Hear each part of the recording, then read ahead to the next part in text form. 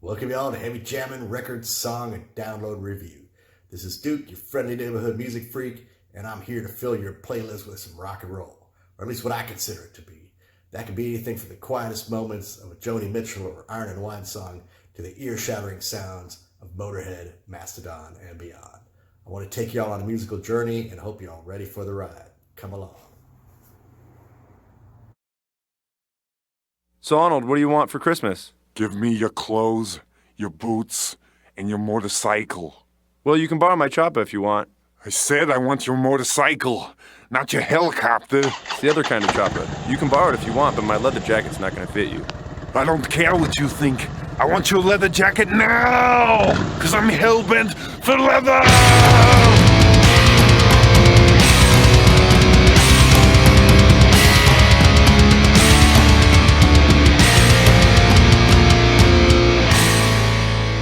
Covering songs can be a tricky thing, and often the question arises, is there really a good reason for this other than to profit off an already successful song again? Sometimes covers seem to be the result of a lack of creativity, other times pure laziness, especially when these sound almost identical to the original. The same song, packaged in a younger, sexier wrapping, completely lacking in originality, made to sell to a new audience who might not be familiar with the original. That seems to hold true quite often, but what people tend to forget is that many a great band started off as a cover band. And not only did they cover the songs, but also emulated their heroes in that very instant. They were trying to be the people who wrote the songs they were playing, trying to sing, act, and play their instruments like them. So is that a lack of originality too? How does that fit in with creativity and laziness? After all, it takes quite a bit of effort to learn how to play like a pro, learn their techniques and tuning tricks, and often this copying led to huge spouts of creativity that have changed the world of music for good, much in the same way classical musicians like Mozart did centuries before. The Beatles started off covering early rock and roll. The Rolling Stones would find and replay old blues and R&B songs note for note, and Bob Dylan was trying to follow in the footsteps of his hero Woody Guthrie. The Beatles' first album, Please Please Me, had a total of 6 cover songs on it, which had been a major part of their live repertoire at the time, with a blistering version of Twist and Shout to end it.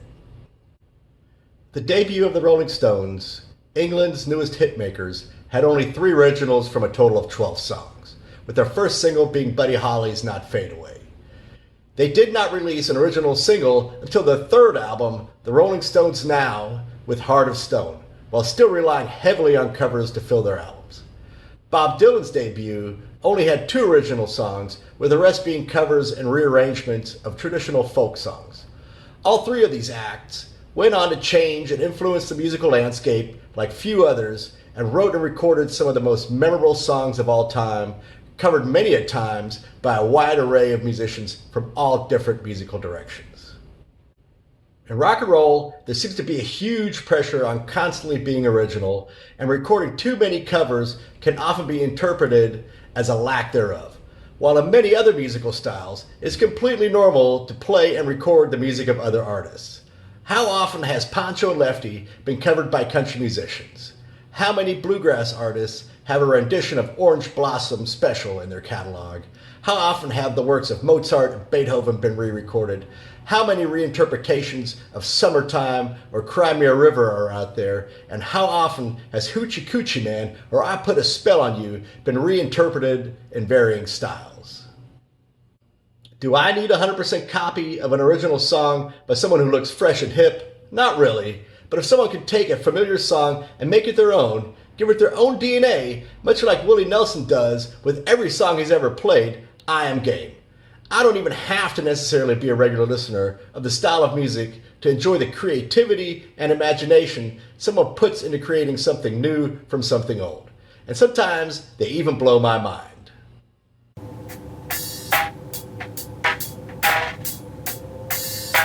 I am Iron Man.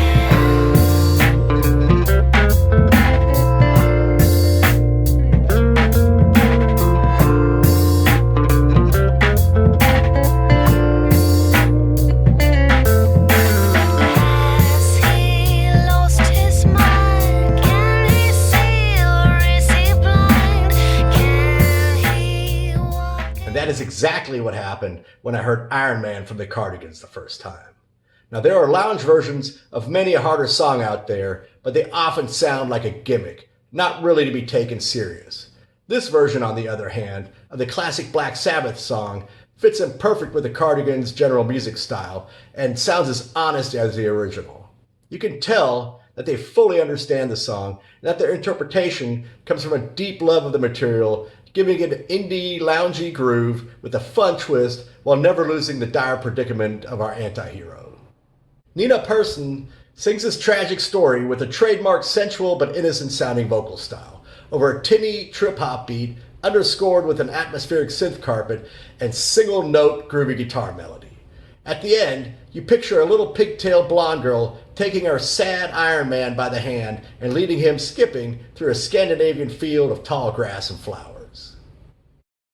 Теперь я для вас робот. Мною можно управлять, значит я робот. Я батарейку зарядил, теперь я снова полон сил.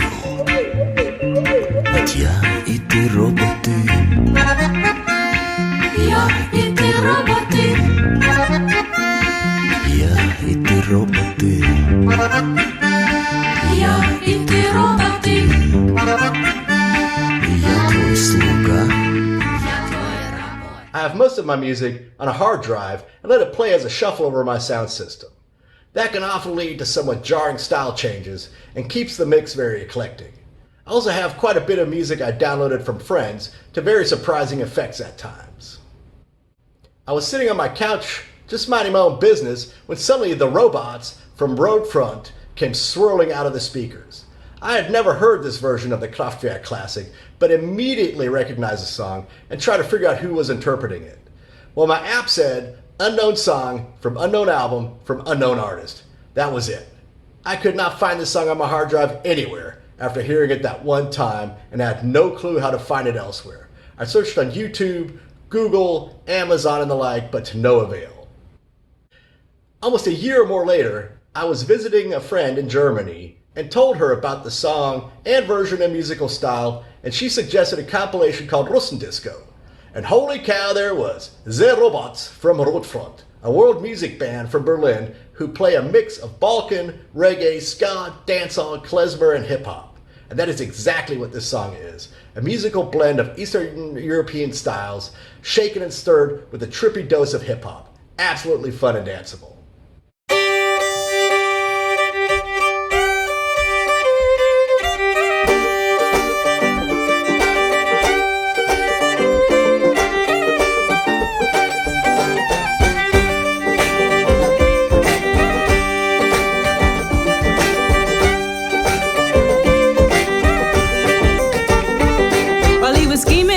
I was beaming in his beamer, just beaming. Can't believe that I caught my man cheating. So I found another way to make... Hit 'em Up Style was a worldwide hit, and living in Europe at the time of its release, I apparently had heard it quite a bit subconsciously. You can escape the modern pop world here in the US if you want, but in Europe you are subjected to the style of the day, whether you like it or not. They just don't have that much musical outlet variety over there. So when I listened to the Genuine Negro Jig album from the Carolina Honey Drops for the first time, this song seemed extremely familiar. I just couldn't place it anywhere. The lyrics are 100% modern hip-hop, while Rhiannon Giddens' vocal style draws as much from the jazz greats of the past as she does from modern-day R&B divas such as Beyoncé. But their musical interpretation of the song sounds like it is coming at you from some fireplace hoedown 100 years ago, somewhere in the Appalachian Hills of Kentucky, West Virginia, or the Carolinas, while still keeping its hip-hop beat. Their instrumentation is kept as raw as you would imagine it to be at the time: fiddle, banjo, and washboard. This is something new, ripped away from present day and reduced back to the roots of all American music.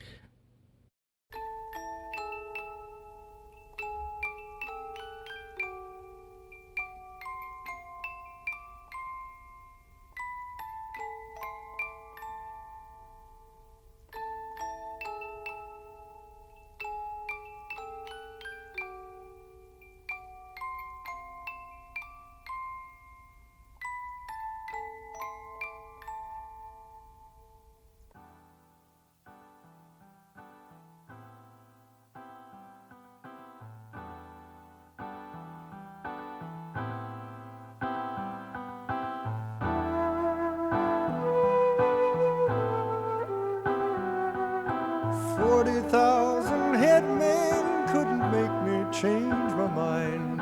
If I had to make a choice between the deaf man and the blind. What the hell is 40,000 Headmen about? I've been asking myself that question since the first time I heard it, but I've yet to figure it out. And where did traffic place it? What century? What country? What mythological genre? Are they pirates, Highlanders, warriors, cowboys, and Indians? And where does the cigarette come in? Well, these questions seem even more confounding when listening to David Clayton Thomas belting them out, underscored with a psychedelic 60s jazz rock style of blood, sweat, and tears. The song starts off sounding like a Mary Poppins style nursery rhyme, then morphs into a Jefferson Airplane hippie dream musing, and suddenly the 40,000 Headmen jump up with a 60s style psychedelic guitar and piano funk groove, punch you in the face with a wall of brass, veer off into space with jazzy horn improvisations, sail along calm oceans, crank out the groove, blow your mind with the horn section again, and it is back to say farewell to Mary Poppins. Always a fun listen.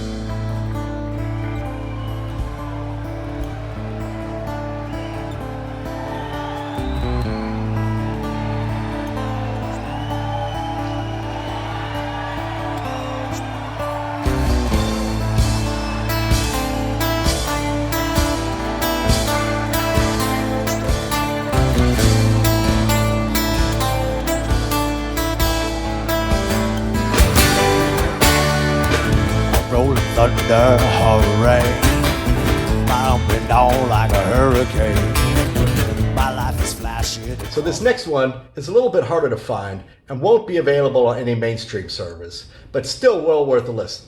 Keller Williams' collaboration with the String Cheese Incident had one of its highlights with their live performance at Bonnaroo back in 2002. This rendition of Hell's Bells is from that concert and is a definite mind melter. They take a hard rock and heavy metal classic and hurl it out into the jam band verse, set the groove, twist and turn it, make it danceable, only to thrust you back into the hard reality of Satan coming to get you. Though it sounds like Keller is singing Savior instead of Satan. Don't know if he's garbling the lyrics or is changing it up on purpose. Maybe Hell and Damnation just wasn't right for a bunch of tripping, dancing hippies that night. The band starts it off with the song's signature eerily damning intro and kick it into high gear with an acoustic guitar groove and electric melody. They trip off into an acoustic electric jam, pick up the pace in typical String Cheese style, veer off into space on an intense joyride, the keys kick in and off we are. Suddenly we are in the middle of a funky String Cheese groove and electronic sounds start emanating from over the speakers. We are dancing and twirling through an electronic forest and submerged in the psychedelic sounds of keyboards and guitars. The jam finds its groove again, picks up speed, goes into full throttle, and hurls us back to the Hell's Bells. AC/DC gone hippie. Who could have ever pictured that?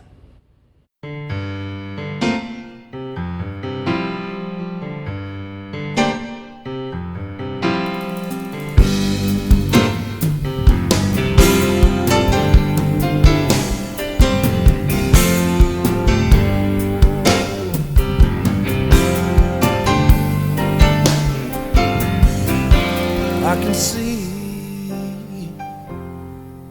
very well. There's a boat on the reef with a broken back.